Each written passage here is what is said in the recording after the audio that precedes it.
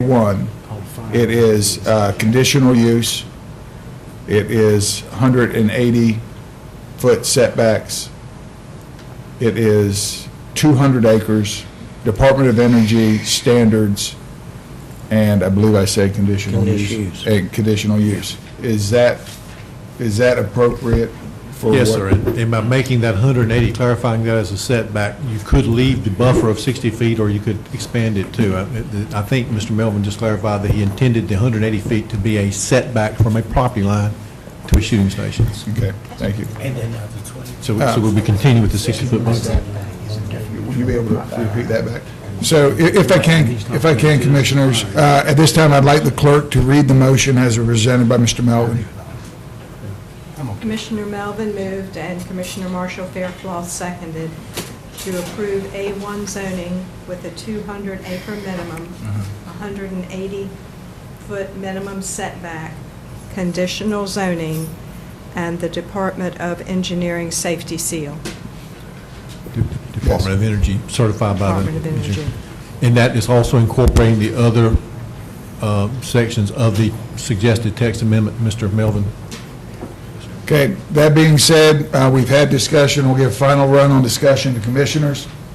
If not, I'll call for the vote. All those in favor signify by saying, raise your hand. Voting in favor, Commissioners Melvin, Council, Chairman Keith, Commissioners Faircloth, King, and Edge. Voting in opposition, Commissioner Evans. Okay, thank you. Let's take a 5-minute break.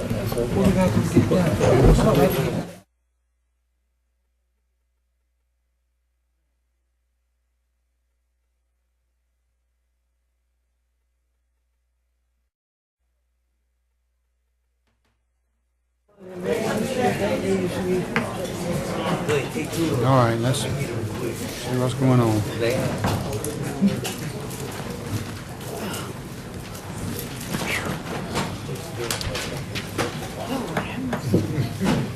Okay, we're gonna go next to our minimum housing code enforcement. This will be item 3F, case number MH6970-2010.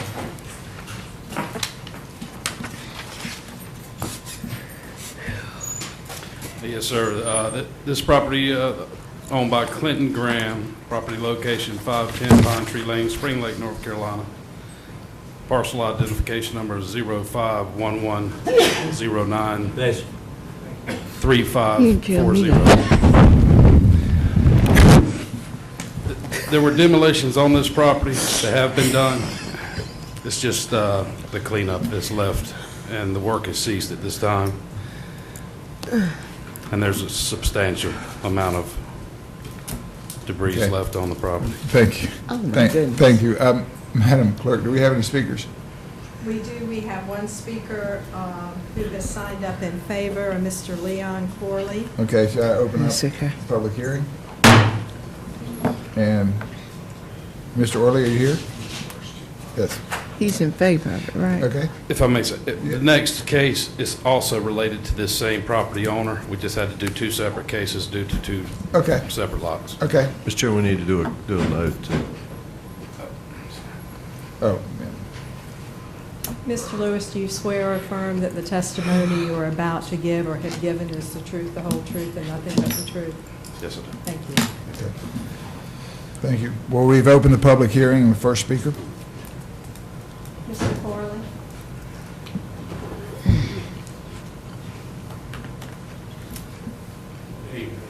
Good evening. Mr. Corley? Evening.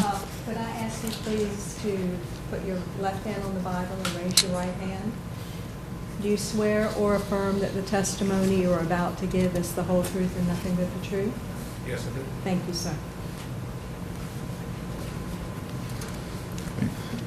Like I said, like the inspector said, we had the demolition of 4 buildings, which was some old, probably 40s or 50 cinder block buildings.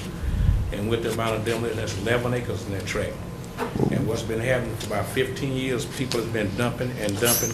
And I went to the landfill a couple of weeks ago. When I got back, they dumped about another ton of trash in there. We hauled off about 30 tons of debris out there. And what we're doing now is, we don't want to haul the dirt to the landfill. We want to pick up the debris out of the dirt and put the dirt back. So that's why it's taking a little bit more time than what we thought, because it's a one-man operation, and my machine is broken about 2 times. A Bobcat is a tough machine, but when it comes to cinder block and concrete, it's just no match for it. And that's an 11-acre tract, and we've been trying to get this clear. I live next door to that tract. We've been trying to get this stuff cleaned up for over 10 or 12 years, and all the tracks that have been cleaned up on that whole Pine Tree Lane, they didn't take it to the landfill, they dumped it right there. That's where it's been dumped at, and they still dumping it. I've called the police on them several times, nothing's happened, and so I just blocked all the driveways off where they couldn't get in there. Yeah, how long do you think it'll take you to finish? Well, minimum 30 days, but maybe more if the equipment hold up, we probably can get it gone, probably less than that, but we just had so much equipment failure, then with the weather, and it's so muddy, it's about 25 septic tanks over there. We're all in the crashed into 2 of them, we had to fill them in, because when you're working around, there was a trailer park, and you had about maybe 40 units out there. So you had 40 separate tracks, and when the people left, they took the steel out and threw all the debris and everything right there. We had rat problem. I had to almost move out of my house because of the rats. That's why I've been trying to get the gentleman, which my sister-in-law, handles all the operations, to get it done, but they just didn't appropriate the funds here until recently to get it done. Okay, thank you very much. Okay? Yeah? No, is there no other speakers? No further speakers. Okay. This time I'll close the public hearing. Are there any questions from commissioners, or is there a motion on the table? This was the property owner, Yes. This correct? Is, Who needs 30 days or 60 days? What did I hear? yeah, let's give him 6. All right, I have a motion for 60, Yeah, give us it. 75. All right, I move that we adopt the order and report of the minimum housing inspector as a true fact in this case, and to order the property owner to remove and demolish the dwelling. Is it a dwelling? Well, I'm on the wrong one. I'm trying to get, what page are we? it's just debris this time, the debris on the property that's left. The dwellings have been demolished. Just I'm remove on the page debris. 170. That's not the correct case? It would be to remove the debris only, that'd be the wording instead of the dwelling.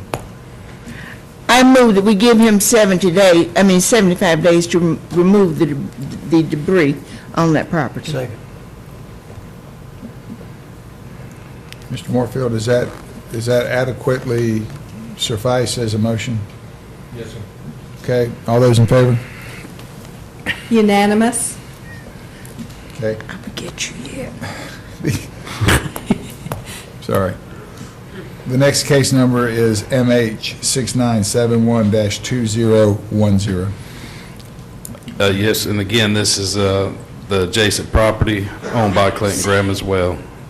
Same address, 520 Pine Tree Lane, Spring Lake, North Carolina. Parcel number is 0511093286. And it's the same situation. More debris is just left to remove off this parcel. Okay, All right. thank you. The speakers?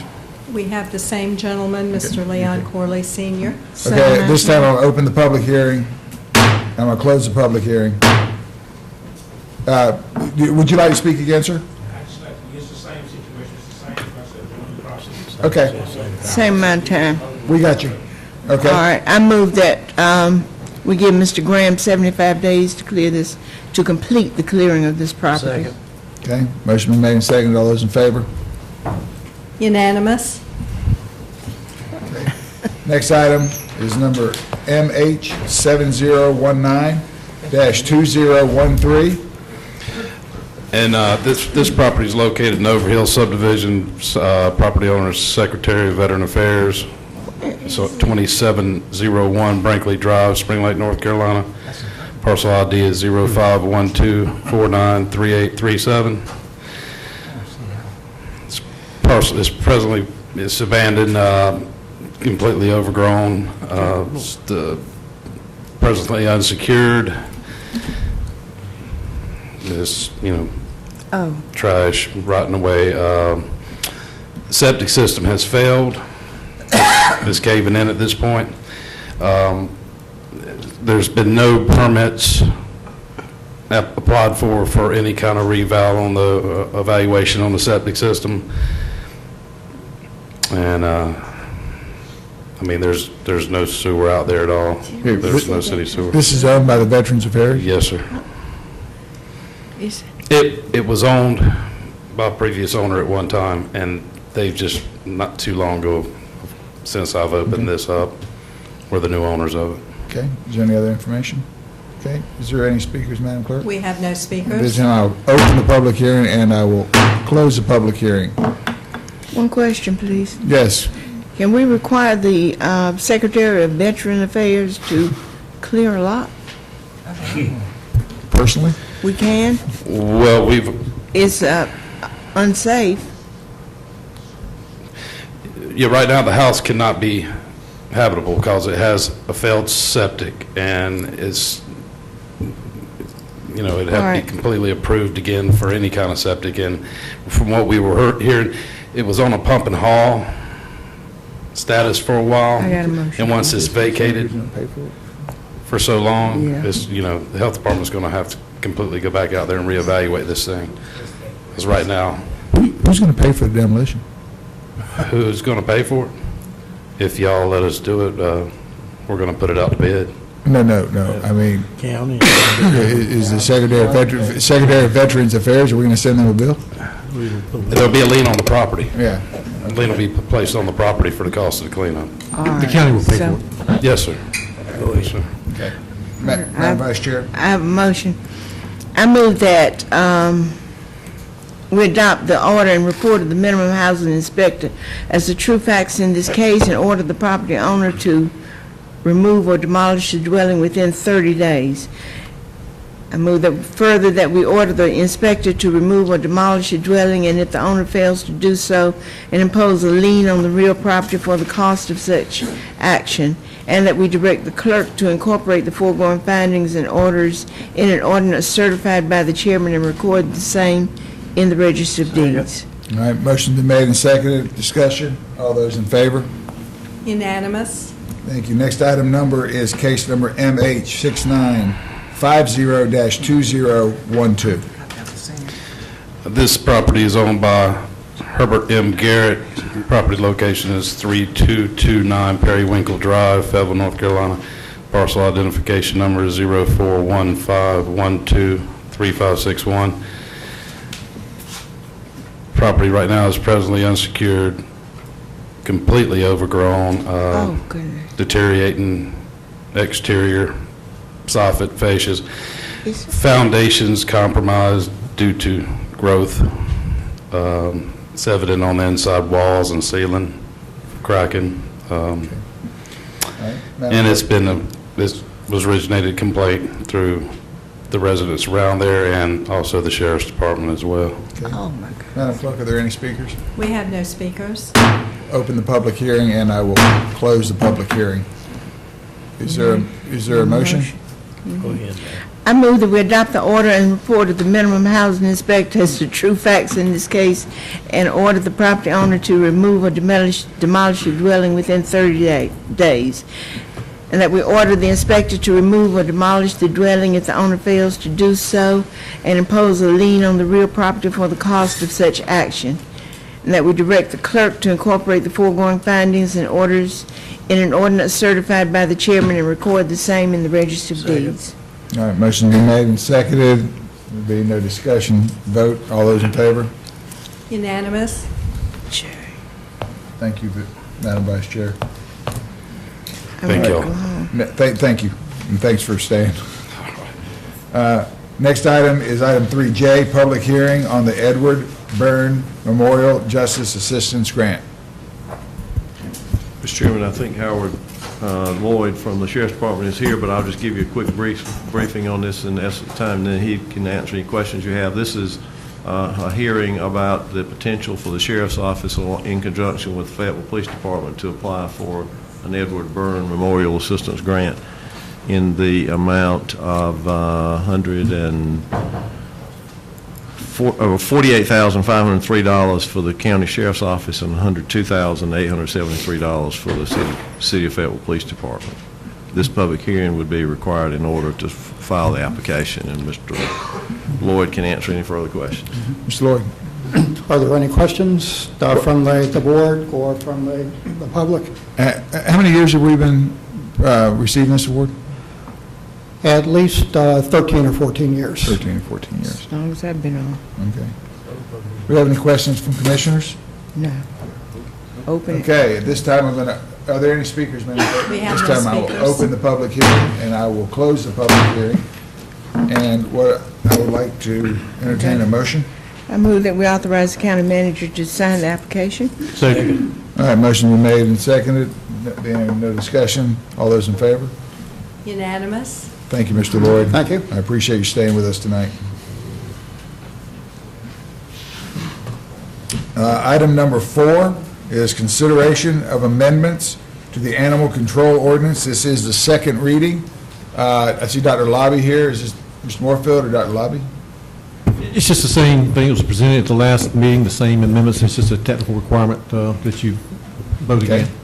Okay. Any questions from the board? Commissioner Fairclough, I was just going to make the motion. go ahead. I move that we approve the second reading of the ordinance as presented. Second. Motion been made and seconded. Is there any questions, any comments, discussion? Commissioner? Mr. Chairman, I plan to support the motion. All those in favor? Unanimous? So you carry that plan? You could have saved us a lot of time, but we can do it. I had to canvass the neighborhood. Okay, Dr. Lobby, thank you for staying tonight. We got it to go. All right, thank you. Item number 5, consideration of mental health matters. Start with Yeah. It's Mr. Moorfield, Cooper School. Commissioner Moore. Commissioner Moorfield. Included in your agenda package is the agreement that we, at least the three parties to that agreement had come to a consensus and agreement on last week. It was signed by Ms. Lofton as chairman of the, or chairperson of the Mental Health Authority. Since that happened, in terms of some discussions with Mr. Chairman Keefe this morning, he had raised some concerns about the way the board members appointed by Cumberland County would be constituted. And we have Ms. Holloman and Ms. Hayes, the attorney for the Alliance here tonight, and also one of their board members, Mr. Wick, yes. Quick, I'm sorry, George Quick, I'm sorry. They're all here and available to answer any questions if there any arose as a result of this. It is my understanding in speaking with them, both earlier today and right before this meeting, or during this meeting, that to reconstitute the way that, not the way their appointment, but the occupational classifications of the Cumberland County's appointees will not be a problem. It's still, that'll have to be worked out. With all that in mind, with the chair's permission, I'd like to just kind of give you a synopsis of the essential terms of the provision of the agreement. And one piece of this in the board's motion when this was passed a few weeks, 3 weeks ago, was that we have bring you a package deal, which included the divestiture of the mental health clinic to the hospital, and the hospital's contract to commence operations of a crisis center at Roxy as enhanced services there, to take over both the operations of the existing mental health clinic and add that crisis drop-in center. That component has been very difficult to work out. There's two components of that aspect of the hospital agreement. One was a three-way funding agreement between all three parties, the Alliance, the county, and the hospital. Conceptually and philosophically, we're all in agreement on that. And those essential terms of that agreement are described in the agenda package too.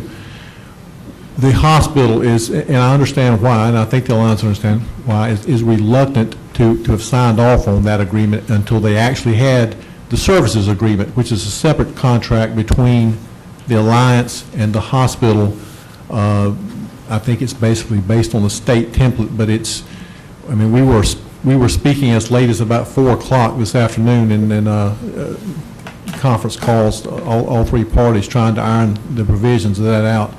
So with all that in mind, I'd like to, if the board wants to hear it, give you a synopsis of the essential terms of both those agreements.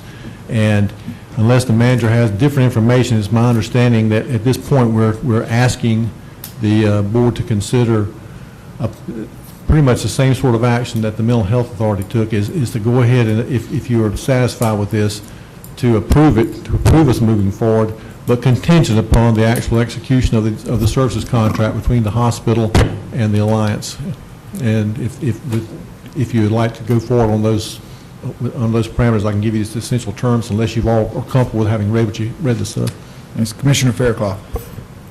Mr. Chairman, at this time, I would move that we proceed with the recommended and proposed action, as the county attorney says, subject to the favorable resolution of those parameters with Cape Fear Valley. Second. Yeah, well, And now, yes, that includes the board seat. he said it was Includes his the board board seat. seat. Yes, sir. Okay, is that a second? Madam Yes. Vice Chair? Okay, we have a motion on the table to accept the recommendations upon approval, satisfactory approval of those two items. It has been seconded. There's discussion. Commissioner Melvin. Is the Alliance in agreement? There's head shaking. And smiles. I wanted that for the record. Okay. Yeah, Commissioner, I get to Commissioner King, Commissioner and I'll King. come back. Mr. Moorfield, okay, so if the today is June the 17th, Yes, sir. we were shooting for what, July 1? Right now, we're pretty much July the 8th in terms of actual effective date of these things. We're still looking at trying to make it the July 1st date for the transfer of employees in the mental health clinic to the hospital. As far as the process, everybody's agreed to have another conference call Wednesday afternoon to kind of keep things on track. It is our expectation that this will be worked out by Monday, the 24th. You feel fairly confident? Yes, sir, I do. That we can reach that goal. And let me point out also, Mr. Charleston is here on behalf of the Mental Health Board, and I've discussed the changes, even though the Mental Health Board has already signed the agreement. Mr. Charleston tells me that the Mental Health Board would also be satisfied with the changes that the commissioners are requesting in terms of the board appointments. So, so it'll still be a three-party agreement. okay, I believe the county manager. Mr. Chairman, I just wanted to provide some clarification. Mr. Moorfield is exactly right, but there are two dates that are in question. The actual merger date would be effective July 8th. That is the current staff becoming employees of the MCO. With respect to the services provided by the hospital, we still expect that, subject to the approval of the services agreement between the hospital and the MCO, that those services would transfer July 1st. So there are two dates that are critical here. Okay, Commissioner Evans. Thank you, Mr. Chair. I would like to say that I know that at some point it will come to this. And I'm not real happy with the way that we got to this point. And I think it's only fair that I express my concerns, because it seems as though we piecemealed this together with the Alliance, and there's still not a clear understanding as to what is going on and what will occur and what will not occur. And I think that we as commissioners, we rushed into this merger without finding all of the necessary information that we needed to find out. And I would not be supporting this, as I have not been, as no reflection on Ms. Holloman, but it's a reflection on the Alliance as a whole. Because we're getting information piecemeal, we're not getting everything. It just doesn't seem right at this point. And so, Mr. Chairman, I will be voting against this. Okay. Okay, that being said, are there any other comments? Any other discussion? Okay, I'll call for, yes, Commissioner Melvin. Does it have to be a unanimous vote? No, it does not. Thank you. I just want you to know what I stood. Thank you. All right. All those in favor? You consistent. Voting in favor, Commissioners Melvin, Council, Chairman Keefe, Commissioners Faircloth, and Edge. Voting in opposition, Commissioners Evans and King. Okay, thank you. And members of the Alliance, thank you for coming down tonight. I know that's a long trip and you had to sit through a long meeting, but we do appreciate your support. At this time, we'll move to item 6, which is consideration. What, 5B? 5B. Who's making the motion? Mr. Moorfield, are we going to be, is 5B taken care of in the previous motion? I'm assuming that your motion included both the contracts and the resolution, because the resolution language will have to be tweaked too to accommodate the new. My Do second. you need action tonight, or it's already been taken? Okay. Unless you tell me differently, I thought your motion would include the Okay. contracts. Item number 6 will be consideration of approval of the fiscal year 2014 Cumberland County Budget Ordinance. I move that we approve the, Second. Okay, motion's been made by the vice chair and approved by Mr. Melvin. Discussion. All those in favor? Unanimous? Thank you very much. Item number 7, nominations to boards and committees. The Animal Control Board has 1 vacancy. I don't have it. I'll give a little bit of time. if people- Victor Hogan, please. I'll Okay. nominate Mr. Hogan. Okay, nomination for Mr. Hogan. Are there any other nominations? Those nominations be closed. Cumberland County Workforce Development Board, B. I have one for that, if nobody else does. please. 7B. I gotta find, Jody Rishisher. Okay, Say it again. okay, there's been a nomination on the board. Are there any other nominations for the Cumberland County Workforce Development Board? Move those nominations be closed. The Joint Appearance Commission, we have 2 vacancies. C. Mr. Chairman, Yes, Commissioner Edge. I would like to nominate George Quigley and Sheila Wilson. Okay, there's 2 nominations made for the Joint Appearance Commission. Are there other nominations? Move the nominations be closed. The Nursing Home Advisory Board, there are 3 vacancies. What's wrong with this thing? Are there any nominations for the Nursing Home Advisory?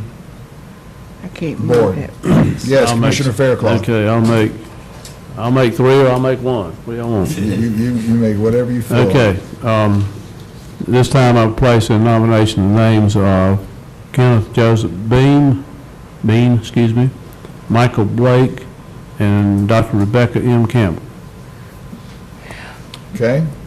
Those are the nominations. Are there any other yes, Commissioner, are there any other nominations? Social services. Okay, I'll move those nominations be closed. The Parks and Rec Advisory Commission, there are 2 vacancies.